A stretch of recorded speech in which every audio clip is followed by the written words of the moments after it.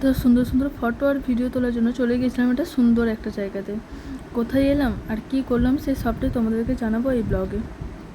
তো welcome to my page Nilasha Dey. সবাই কেমন আছো? আশা করি সবাই খুব খুব ভালো আছো, আর আমিও খুব ভালো আছি। তো দেখো, সেদিনকে চলে গিয়েছিলাম হচ্ছে ইকো পার্কে। এর আগে কে কে ইকো পার্কে এসেছো অবশ্যই আমাকে কমেন্টে জানিও। অনেক দিন ভালো লাগছেও না, কোথাও বেরোয়নি, তো সেই কারণে বড়মশাইকে বলেছিলাম।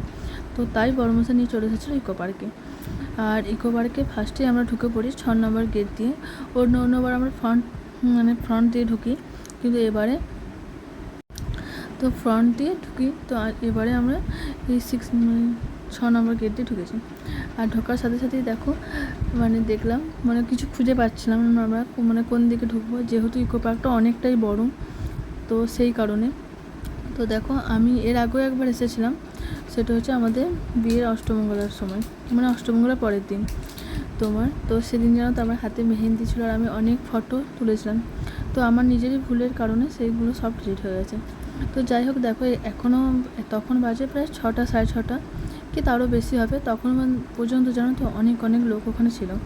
আমি তো ভেবেছিলাম তো বন্ধই হয়ে গেছে প্রায়, কেননা আমাদের বেরোতে অনেকটা লেট হয়ে গেছিলো, আর যেহেতু বৃষ্টি পড়ছিলো সেই কারণে আরও একটু বেশি লেট হয়ে গেছিলো। তো দেখো এখানটা কত বড় এরিয়া এই জায়গাটা।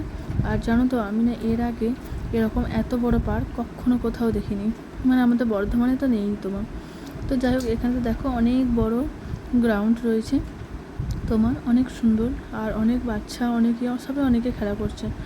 তো যাই হোক, এই এত বড় পার্কটায় একদিনে ঘোরা বোধহয় আমার মনে হয় পসিবল না। তো যাই হোক, আমরা এখন যাচ্ছি ঝিলপাড় দিয়ে, ঝিলপাড়ে। ওখানে জায়গাটা তো অসম্ভব সুন্দর। তো সেই কারণে আমিও বড়মশাই যাচ্ছিলাম। আর এইদিকে না তো সাইকেল ছিল, তো বড়মশাই বলছিলো সাইকেলে চড়ার জন্য, বাট আমি চাইনি, কেননা আমার যেহেতু অভ্যাস নেই সেই কারণে আমার খুব ভয় লাগে। তো দেখো, আমরা যে জায়গাটাতে যাচ্ছি সেটা জন্য তো একদমই শুনশান, আর আমার তো খুব ভয় লাগছিলো ভূতের কারণে। কারণ আমার মনে হয় সব জায়গায় অন্ধকার জায়গা দেখলে আমার মনে হয় ভূত আসছে। তো এরকম মেন্টালিটি আমার আর কি হয়ে যায় মাঝে সাঝে। তো যাই হোক, তো তারপর দেখো আমরা চলে গিয়েছি এই ঝর্ণাটার কাছে, এই কী বলে ওটা, ফোয়ারাটার কাছে। আর ফোয়ারাটা দেখো দূর থেকে কি সুন্দর লাগছে, অপূর্ব সুন্দর লাগছে ফোয়ারাটা। আর সাইডে দেখো এখানে জানো তো পিরামিড, তারপর আরও অনেক তাজমহল, অনেক কিছুই রয়েছে। যারা গেছো তারা অবশ্যই জানবে তারা। তো যাই হোক, আমি এখানে যাচ্ছিলাম একটু ফটো আর ভিডিও তোলার জন্য। আমার এই ফোয়ারাটা সত্যি খুব ভালো লাগে, খুব তারপর আমরা এখানেতে অনেক ফটো তুলেছি, বাট আমি নয়, অনেকেই এখানে ফটো তুলছিলো, আর অনেক রিলসও আমি করেছি, সেটা হয়তো তোমরা আগের ভিডিওতে আমার দেখেছো। দেখো, আর এখানে দেখো ফোয়ারাটার কাছ থেকে দেখতে কি অপূর্ব লাগছে। আর জানো তো আমি হাত দিয়ে দেখছিলাম জলটা একদম ঠান্ডা, একদম ঠান্ডা। আর আমার ভয়ও লাগছিলো, কেন যদি কারেন্টের শক খেয়ে যায় তখন তো একদম পুরো যাচ্ছে, তাই অবস্থা হবে। তো বড়মশাই বারণ করা সত্ত্বেও আমি বারবার হাত দিচ্ছিলাম। তারপর দেখো আমরা দুজন কত ফটো আর ভিডিও এখান থেকে তুলে নিয়েছি। আর এখানে ফটোগুলো তো পুরো সবুজ আসছিলো, কি তাও একটু ভালো লাগে। তো এই কারণে এখানে তো ফটো ভিডিও তুলে নিলাম। এর আগের বারে যখন এসেছিলাম তখন এই সাইডটাতে আমরা আসিনি, আমরা এসেছিলাম অন্য সাইডে। যেহেতু এই জায়গাটা অনেকটা বড়, সেই কারণে আসার কোন দিকে ঢুকছে কোন দিকে বেরোচ্ছে সেটা খুঁজে পাওয়া খুবই টাফ তোমার। তো তারপর দেখো এই যে আমরা যাচ্ছিলাম, এখানে তো অনেক স্ট্যাচু বা অনেক কিছু রয়েছে আর কি। যাই হোক, তারপর দেখো আমরা এখন যাচ্ছি ঝিলপাড়ের দিকে। আর এই ঝিলপাড়টা আসার জায়গাতে আমরা যে কতবার রাস্তা হারিয়েছি তার কোনো ঠিক ঠিকানা নেই। তারপর আমরা লাস্ট পৌঁছেছি ঝিলের কাছে। আর এই ঝিলপাড়টা না খুব সুন্দর, জানো তো। তো তারপর ওখানে ঘোরার পর আমরা চলে এসেছি খেতে, কেননা আমি যেহেতু আজকে বাড়িতে রান্না হয়েছিল লোটে মাছ, তো সেই কারণে আমি ভাত সেভাবে সেদিন খাইনি কো, সেই কারণে আমি চলে এসেছি এখন খাবার খেতে।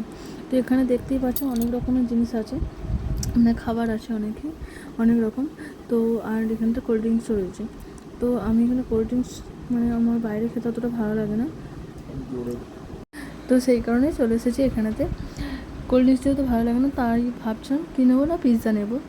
আর তো এখানেতে একটাই পিৎজা ছিল খাওয়ার জন্য।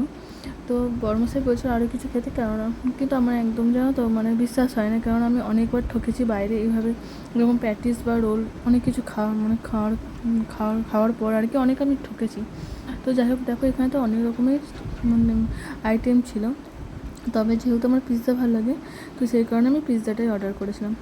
তারপর তোমার ওটা এখন গরম করতে দিয়েছিলো, আর গরম করে দেখো চলে এসেছে একদম। আর পিৎজাটা দেখতে না জাস্ট ওয়াও লাগছে, আর অনেকটা পরিমাণে মেয়োনিজও দিয়েছিলো, আর এই পিৎজা সসটাও বেশ সুন্দর। তো যাই হোক, আর এই পিৎজাটা দেখো দেখতে কি সুন্দর লাগছে ওপর থেকে। আর তো এই পিৎজাটা পুরোটাই আমি খেয়ে নিয়েছিলাম, মানে আমি একা খাবো খেয়ে নিয়েছিলাম। তোমার পুরোটাই বড় মশাকে একটু দিনে, ওকে অনেকবার বলেছিলাম খাওয়ার জন্য, বাট ও খায়নি। তো এই আর কি। আর ওই দেখো পিছন দিকে ও দেখছিল আর কিছু খাওয়ার মতো কিছু আছে নাকি। তো তারপর আমি ওকে বারণ করলাম যে না আমি খাবো না। তারপর দেখো আমি এটা খেলাম। আর তারপর দেখো আমি এখানে চলে এসেছি ঝিল পাড়ে, সেটা হচ্ছে ভিডিও করার জন্য। তারপর এখানে অনেক রিলস ভিডিও সব কিছু করার পর আমরা এখন বাড়ি যাওয়ার পালা। তো বাড়ি যাওয়ার সময় তো আমরা কোনো রাস্তা ঠিকভাবে খুঁজে পাচ্ছিলাম না, অনেক জিজ্ঞাসা করার পর তারপর একটা দাদা এসে বললো যে এইদিকে। তো যাই হোক দেখো আমি এখানে চলে এসেছি যে হরিণগুলোর সাথে ফটো তোলার জন্য। আর জানো তো এখানে লেখা ছিল যে টাচ করলেই 500 টাকা ফাইন। তো আমি তো ফার্স্টে অনেক টাচ করে ফটো তুলে নিয়েছিলাম, তারপরে লেখা দেখে আর আমি টাচ করিনি। বড়মশাই আমাকে বলছে একদম টাচ করবে না, নাহলে এখনই 500 টাকা আমার গচ্ছ হয়ে যাবে। তো যাই হোক তার আগে আমি ফটো তুলে নিয়েছিলাম, আমার যেহেতু ভালো লাগে সেই কারণে। তারপর দেখো আমরা এই চলে এসেছি টেম্পেলটার কাছে, আর এখানে এসে তো আমি অনেক ফটো তুলেছি। আর দেখো এইখানে ফটো তুলে আমাকে অনেক মোটা লাগছে, আমি ফটোগুলোতে দেখেছি অনেক মোটু লাগছিলো।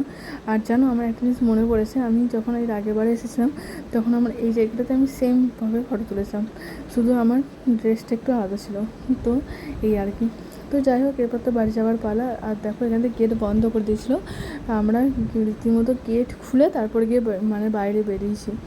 তো যাই হোক ওইটাই আমি বলছি যে কী অবস্থা আমাদের। আর এত এই ফার্স্ট টাইমে আমরা এই 8:30, তখন প্রায় বাজে 8:30, 8:30 পর্যন্ত আমরা এভাবেই পার্কে বসেছিলাম। এর আগে আমি কখনো বসি নাই আমরা। তারপর দেখো জল টল খেয়ে এখন চলে এসেছি বাইকের কাছে, এখন যাবো হচ্ছে গিয়ে বাড়ি, এখন তো বাড়ি যাবার পালা। তো যাই হোক চলে এসেছি, অনেকটা হাঁটাহাঁটি করেছি তো সেই কারণে। তারপর চলে এসেছি দেখো বাড়ি আসার পথে দাঁড়িয়েছিলাম মধ্যমগ্রামের ডিবাপি বিরিয়ানির সামনে। এইখানে তো বড়মশাই গেছে খাবার আনতে, মেটে কষা আনতে। আমার তো বলে গেছে মেটে কষা, কিন্তু জানো তারপর ও যে কত কিছু এনেছে সেটা আর বলার কথা নয় গো। কত কিছু আমার বেস্ট খাবার আনতে গেছে। আমি ওকে বলিও নি যে আমার জন্য এটা নিয়ে আসবে, যে এই যে খাবার আর কি। তো ও তার সত্ত্বেও ও নিচে থেকেই নিয়ে এসেছে কেননা আমি আজ সেদিন রান্না হয়েছিল সেটা আমি একদমই আমার খুব একটা পছন্দের নয়। তো সেই কারণে আমি সেভাবে খাবার কিছু খাই নাই। তো তাই জন্য আমি ওই দিন ও আমার জন্য নিয়েছিল, খাবার আনতে এসছে বেসিক্যালি। তো যাই হোক সেখান থেকে জিনিসপত্রগুলো নিয়ে তার খাবার টাবার সব কিছু নিয়ে আমরা চলে এসেছি বাড়িতে। আর বাড়িতে এসে জানো আসার পর আমি দেখিনি, কেননা আসার পর তোমার একটু ফ্রেশ হয়ে, যেহেতু দেরি হয়েছিল, ফ্রেশ ট্রেশ হয়ে একটু বসতেই অনেকটা লেট হয়েছে। তারপর চলে এসেছিলাম খেতে, তো আমি সেভাবে খুলে দেখিনি। তো দেখো সেদিন রান্না হয়েছিল লোটে মাছ, বড়মশাই এখন খাবে লোটে মাছ দিয়ে। আর দেখো কী নিয়ে এসেছে না মেটে কষা, আর এই যে বিরিয়ানিটা জিনিস খুব সুন্দর, জানো তো ডিবাপির বিরিয়ানি আমি ফার্স্ট টাইম খেলাম, আর বাবার জন্য এনেছিলাম আর আমার জন্য এনেছিলাম। তো যাই হোক এই আর কি। তো দেখো তারপর আমি বসেছিলাম খেতে, আর দেখো বিরিয়ানিটা ঠিক কোয়ান্টিটিটা ঠিক কতটা দিয়েছে। তবে জানো তো এটা জানো তো মাটন বিরিয়ানি ছিল, তাই আমি পুরোটা খেতে পারবো না, তাই জন্য আমি কিছুটা তুলে রেখেছিলাম, কেননা একার পক্ষে আমার এতটা খাওয়া একদমই পসিবল না। আর বড়মশাই তো বিরিয়ানি অতটা খেতে চায় না, তো সেই কারণে আমি কিছুটা তুলে রেখেছিলাম পরের দিন খাওয়ার জন্য। তো যাই হোক আমার ব্লগটা ভালো লাগলে অবশ্যই লাইক করো আর কমেন্ট করো। এখন টাটা।